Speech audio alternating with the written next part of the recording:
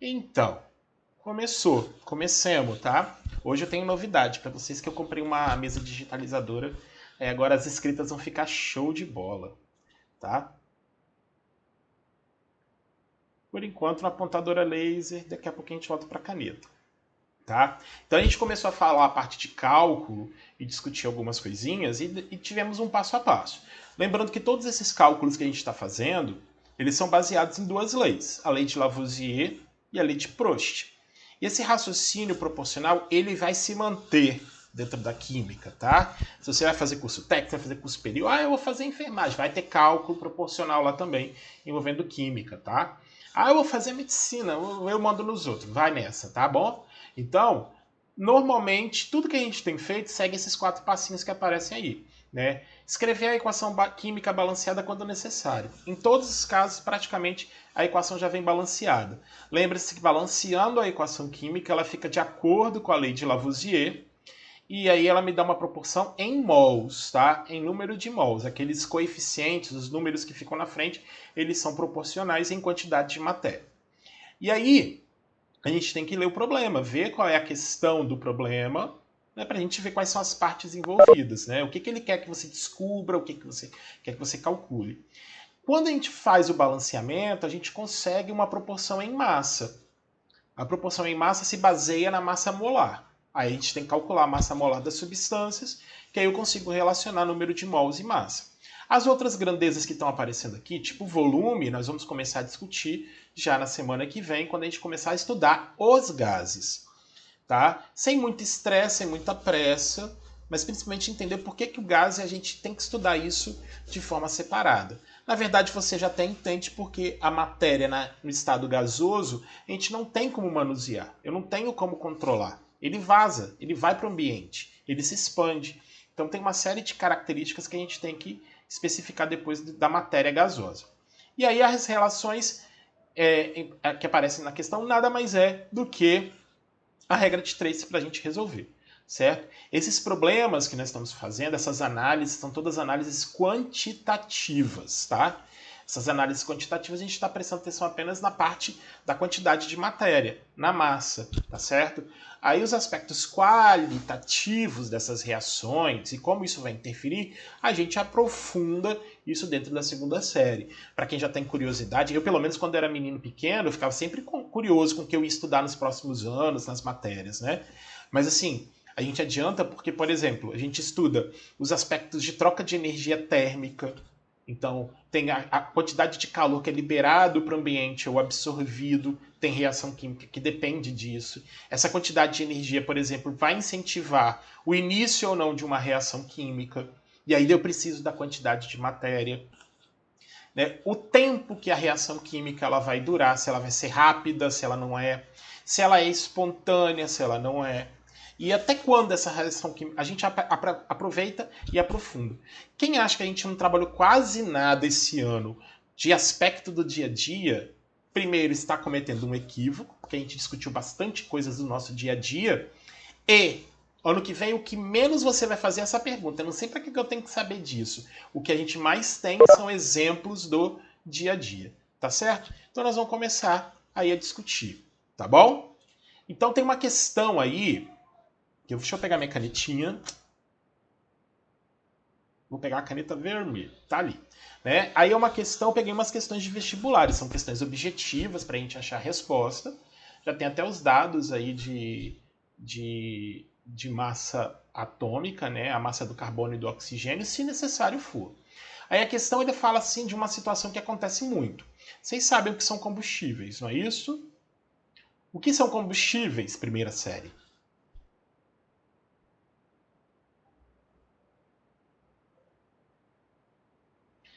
Que gera combustão é o que queima, mas qual é a função da queima, da combustão, da queima de combustíveis? Qual é a intenção para a gente, para a humanidade?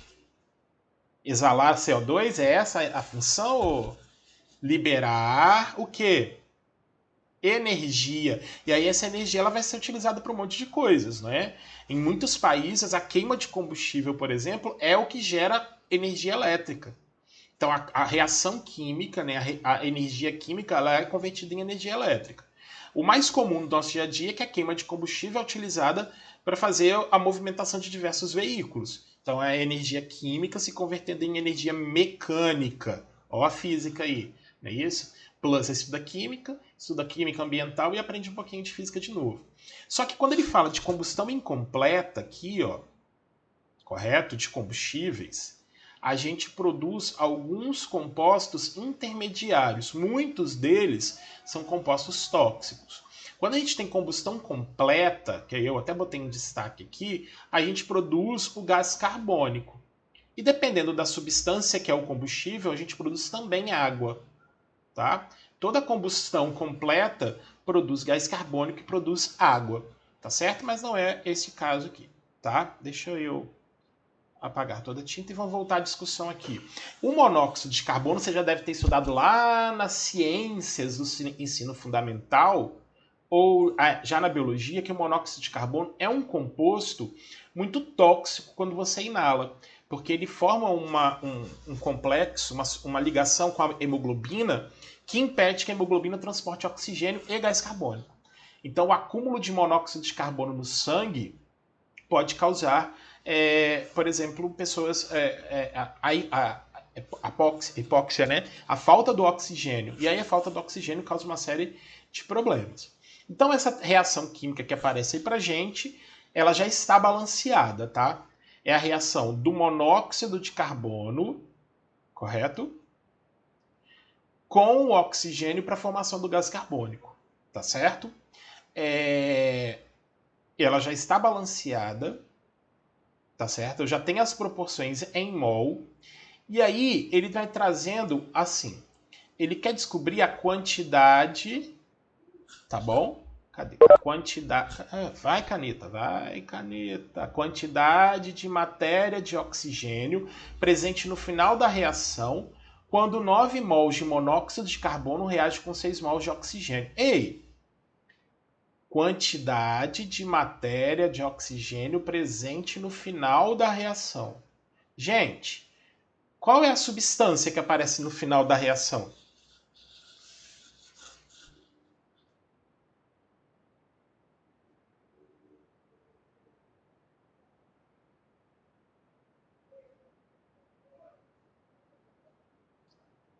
Sim, mas eu sei que é o produto, Murilo, mas qual é o nome dessa substância? Essa que aparece na reação que está aí na tela. Qual é o nome dessa substância aqui, ó? CO2, não é isso? E ele quer que a gente descubra a quantidade de oxigênio presente no final da reação. Uai, o oxigênio está aqui, ó. Reagente. Vai aparecer gás oxigênio no final da reação?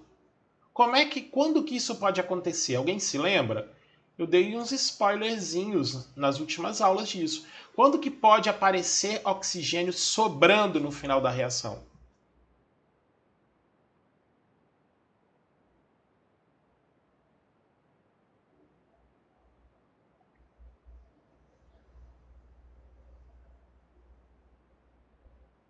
Quando o sistema não é fechado, aqui nesse sistema ele vai ter que ser fechado porque é tudo gás, tá?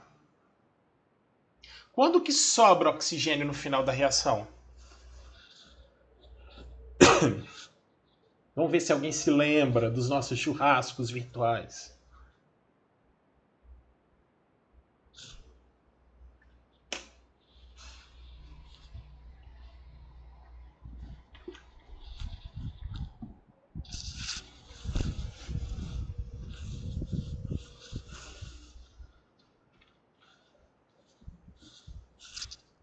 Dá uma dica? Vou tentar dar uma dica então para ajudar vocês. Eu acho que eu babei aqui água em mim. Ai, ai. Coisa de vovô, de vovô. Então, olha só, gente. Oxigênio é reagente, não é? E se a gente pensa num reagente, ao final da reação, ele tem que ser convertido totalmente em produto. Se ao final da reação sobra oxigênio, significa dizer que esse oxigênio aqui, ele se encontra em excesso. O que você entende por excesso de alguma substância?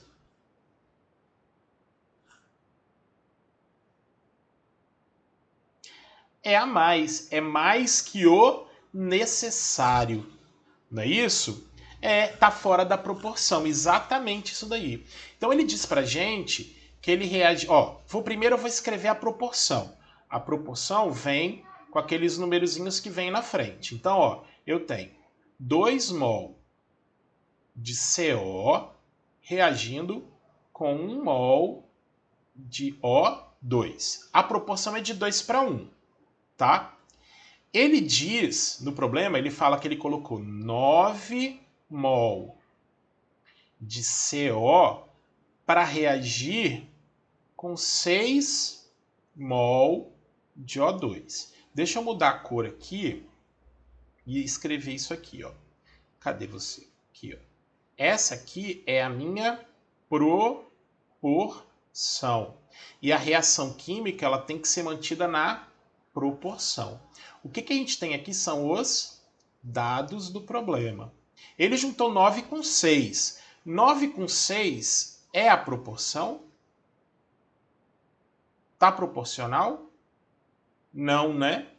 Porque eu tenho que ter o dobro de CO reagindo em comparação à quantidade de O2, não é isso? Então, 2 para 1, não é isto? Se eu tenho 9 mols de CO, significa dizer que a quantidade de O2 que reage tem que ser a metade. Eu tenho que dividir por 2. Não é não? Não, fiz errado o desenho aqui. Espera aí. Deixa eu apagar o que eu fiz aqui. Não é aqui que eu tenho que ver. Deixa eu apagar esses xizinhos aqui, senão vai ficar confuso para você.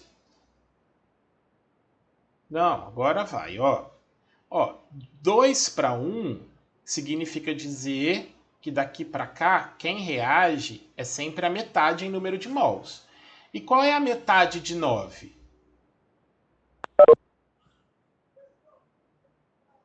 4,5. Então, dos 6 mols, 4,5 mol de O2 é o que reage.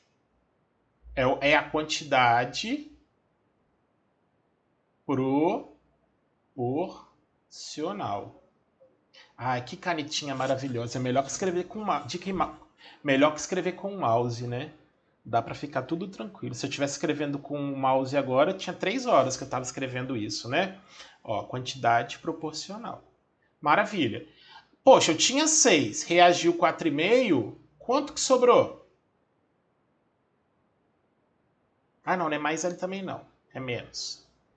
Reginaldo. Foi a caneta que escreveu errado. Não é isso? 6 menos 4,5, então sobra 1,5 mol de O2, né? E aí a gente costuma dizer que é 1,5 em excesso. Tá bom? Então você vai lá e marcaria a letra E. É de Espírito Santo. Certo? Vocês se lembram, só para ficar registrado aqui no vídeo, para quem for assistir posteriormente, por que a gente costuma ter reagente em excesso?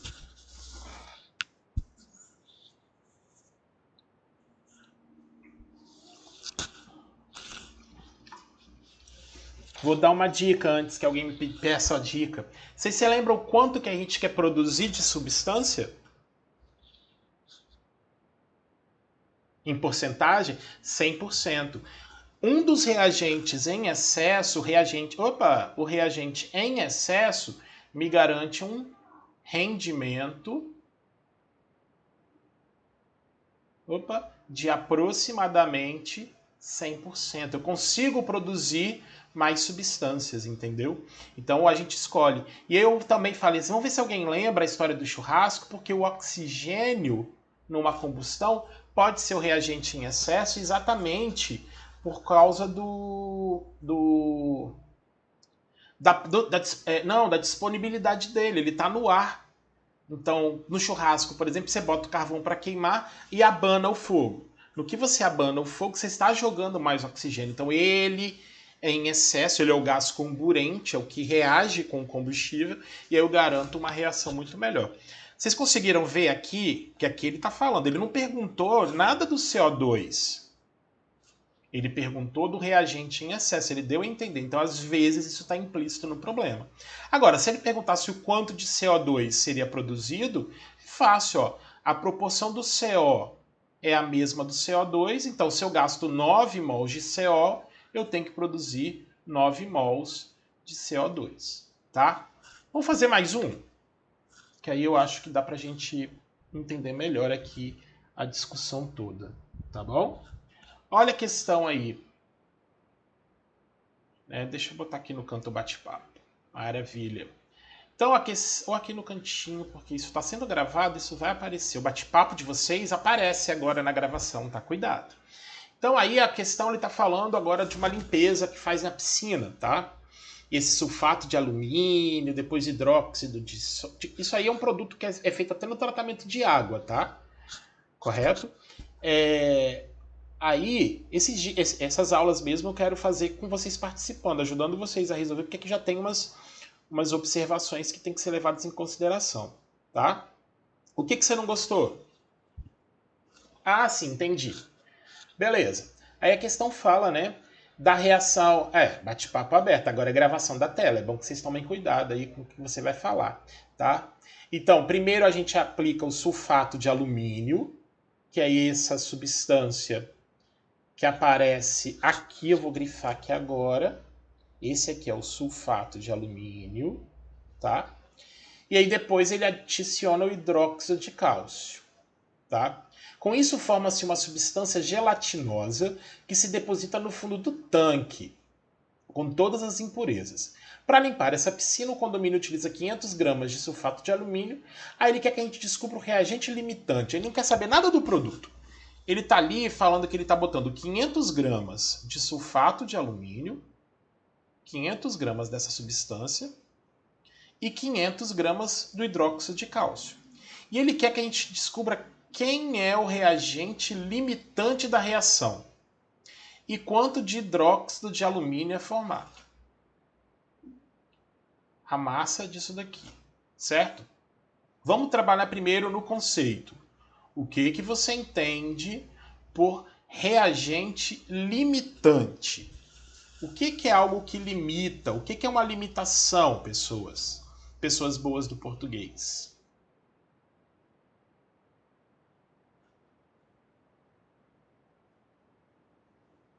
Que restringe, mais o quê?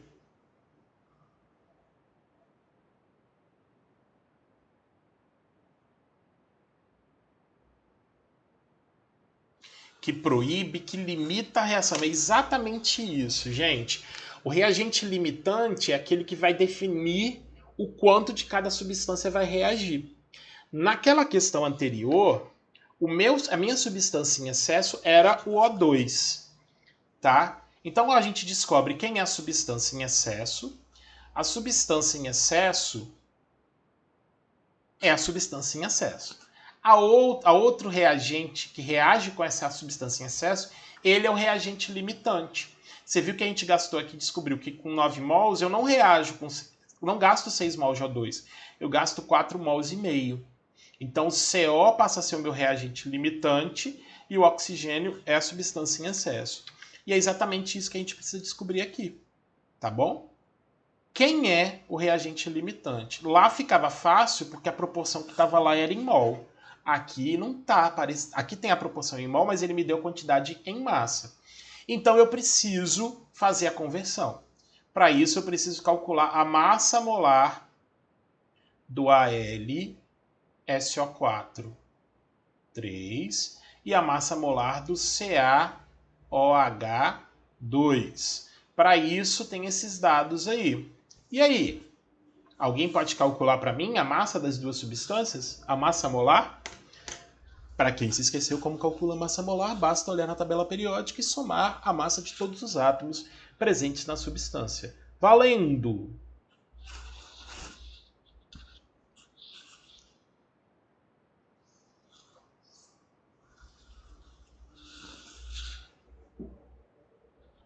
Perdão, eu tenho problemas. É a L.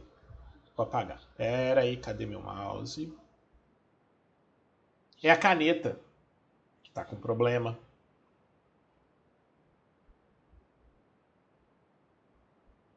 Pronto.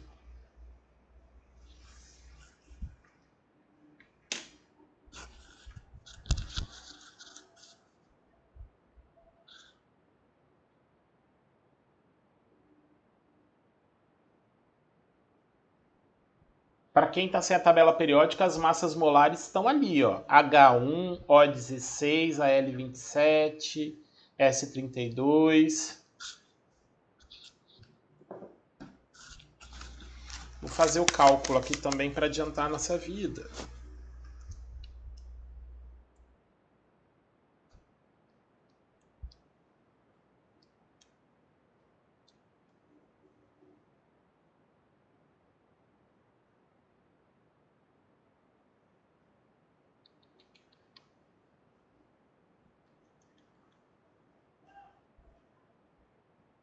Eu achei um valor aqui para o L2SO4.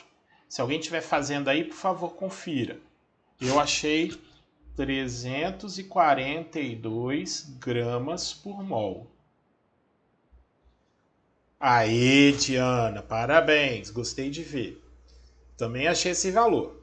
Se alguém achou o valor diferente, só avisar.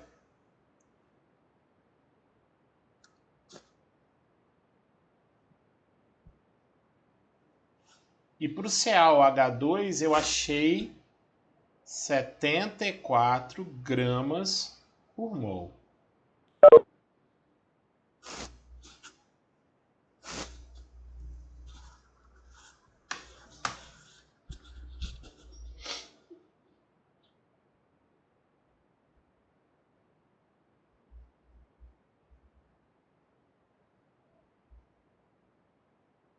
Alguém achou o valor diferente aí?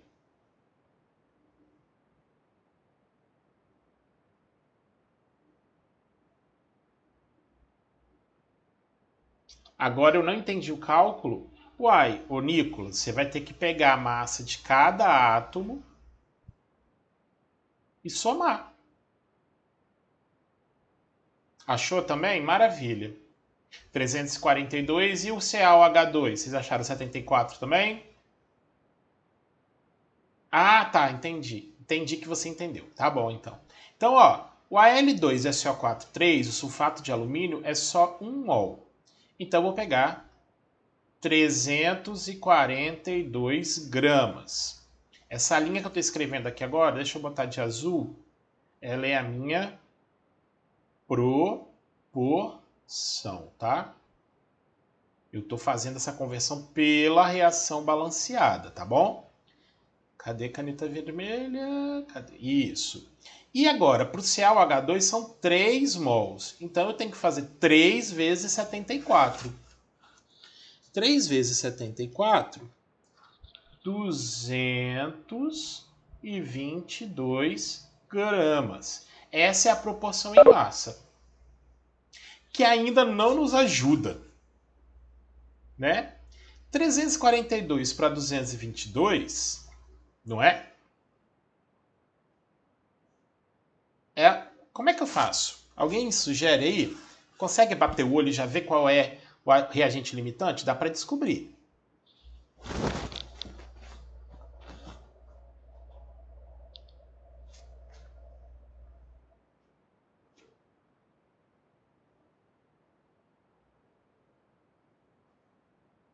O sulfato, olha só, deixa eu mostrar para vocês um negócio. Aqui é a proporção, né?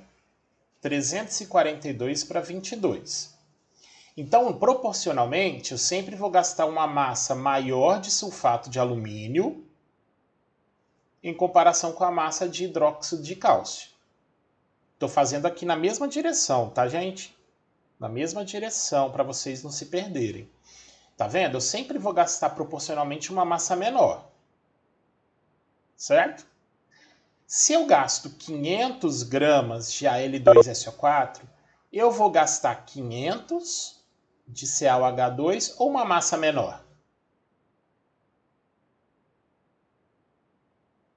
Nós não fizemos. O único cálculo que a gente fez foi o da massa molar. Agora eu estou analisando a proporção. Você concorda comigo que 342 do sulfato de alumínio é uma massa maior que 222 do hidróxido de cálcio, não é? Então eu sempre gastarei uma massa menor de hidróxido de alumínio. Se eu coloco 500 gramas de Al2SO4, eu preciso gastar uma massa menor de CaOH2. Menor que 500. Não é isso? Então a gente já descobre aqui, sem fazer conta, hein, que o CaOH2 é o reagente em excesso. E se ele é o reagente em excesso, o outro é o reagente limitante.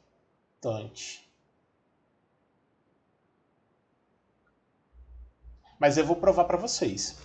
Deixa eu pegar a borracha aqui e apagar esses 500 aqui. Isso aqui, deixa eu apagar essa setinha aqui também.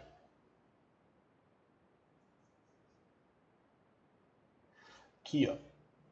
Deixa eu botar a caneta e botar a caneta vermelha e botar isso aqui como X. Alguém pode resolver essa conta para mim aí, da regra de 3 que está no quadro?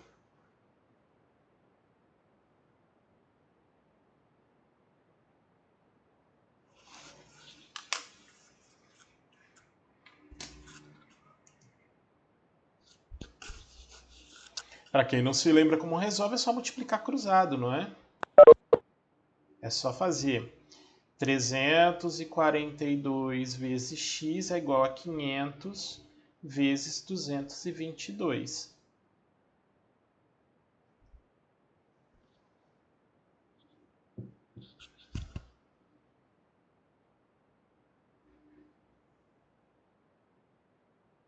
Trezentos e vinte e quatro vírgula quatro?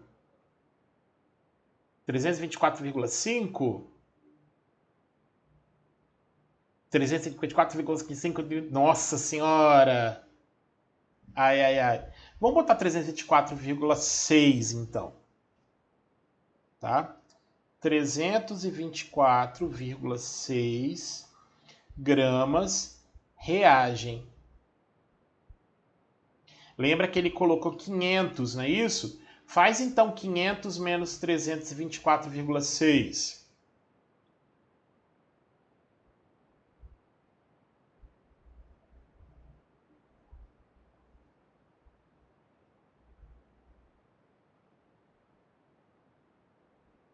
500 menos 324,6.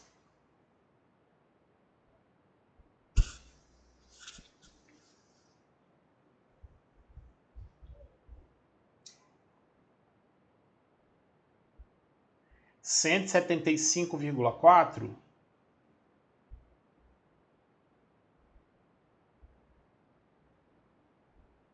em excesso. Sabe o que é interessante para quem tem curiosidade, tem vontade, quem sabe um dia, porque essas coisas que a gente está falando aqui, a gente faz em laboratório, a gente faz em aula prática, não no ensino básico, entendeu? Porque tem substâncias tóxicas, né? O hidróxido de cálcio é uma base forte, manusear ela exige uma série de cuidados. Mas isso aí a gente faz em laboratório, em práticas mesmo, para poder treinar. Tudo isso que a gente está falando aqui, fazendo cálculo, a gente faz esse cálculo prevendo, mas a gente faz isso em experiência, usa as vidrarias, põe para reagir, verifica a massa e aí vê as possibilidades. Então, ó, aqui a gente falou então que o sulfato de alumínio é a nossa opção de resposta. Então, ou é a letra D ou é a letra E. Agora, ele quer que a gente descubra também a massa de hidróxido de alumínio que vai ser formado. Alguém pode calcular para mim a massa de AlOH3, a massa molar? AlOH3. As massas estão ali em cima. Também vou fazer aqui na calculadora para adiantar.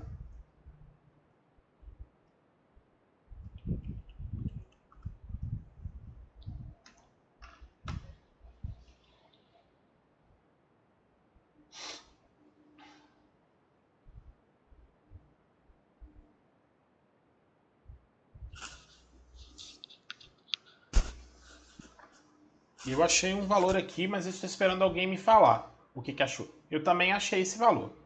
78 gramas por mol. Muito bem, crianças.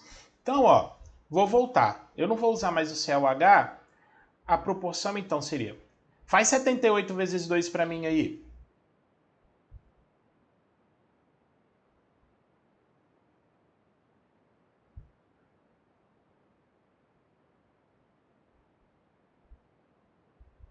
(156) Então, 156 gramas de AlOH3. Por que 156? Porque são 2 mols. Então, eu fiz 78 vezes 2. Se eu gastar 500 gramas de Al2SO4 qual vai ser a massa produzida? Eu não vou fazer essa conta. Sabe por quê? Porque, de novo, o mais importante nesses períodos todos que a gente tem feito esses problemas, que eu quero que vocês entendam, é essa questão da proporção. Sabe por quê? Porque, olha só, deixa eu pegar outra canetinha aqui. Pereta. Ó, de novo, 342 para 156,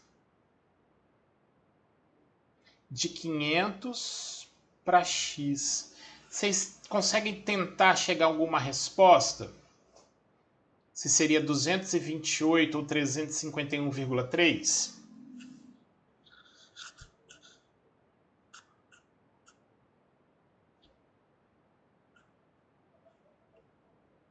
Vocês fizeram o cálculo? Então fechou. 228,7, aproximadamente 228. Fechou. Então a massa produzida, 228 gramas. Olha só, seres humanos. Esse tipo de questão aí, na época que existia vestibular, né? Que você tinha que fazer esses cálculos com mais trabalho, blá blá blá. A questão da pegadinha identificar quem era limitante e quem era excesso é que se você errasse, né? E em vez de ser o excesso, se a OH você considerasse ele como ele limitante e colocasse 500 gramas, né, ao invés de 342, se você usasse os 500 gramas, você não ia achar um resultado real. Você ia achar um resultado que não era o esperado. E aí, provavelmente tinha feito alguma coisa errada. Tá certo? Beleza? Perguntas?